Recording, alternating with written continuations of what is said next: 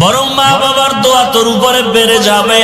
সন্তান উস্তাদের এই হুজুরের দোয়া নিয়ে রাতের গভীরে বাসায় রওনা, যাইয়া দেখে দরজা এমন আটকানো, ডাকতেছে মা দরজা খোলো, মা তো আওয়াজ দেয় না।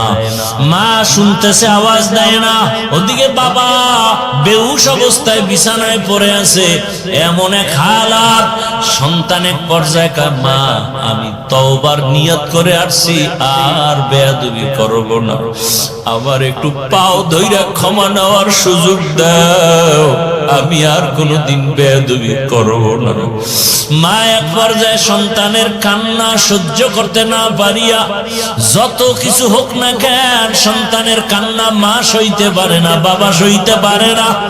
দরজা খোলা মাত্র চিৎকার দিয়া সন্তানটা বাবার পা জড়ায় বলে বাবা আমারে মাফ করিয়া দাও, জীবনে কত ব্যথা দিয়েছি তোমাদের, আমার কথায় তুমি কান্না করেছো, আমার বেয়াদবিমূলক আচরণে মনে হয় আমি জাহান্নামী হয়ে গেলাম। মায়ের পাও জড়ায় কাঁদে আর কয় মাফ করে দাও। বাবা কয় তুই আসিস না, তোরে মাফ করবো না, যা যা, আমি তোরে ক্ষমা দিব না, তুই পারলে আমাকে আরো মার, মনের জাল মিটাইয়া মার, আমি আর তোকে ক্ষমা দিব না। কিন্তু মায়ের দিলে মানে না। মায়ে গিয়া কয় স্বামী সন্তান তওবা করে আসছে, আর বেয়াদবি করবে না, মাফ করে দাও। ও যুবক বাবারা, দুনিয়াতে আর কয়দিন বাঁচবা?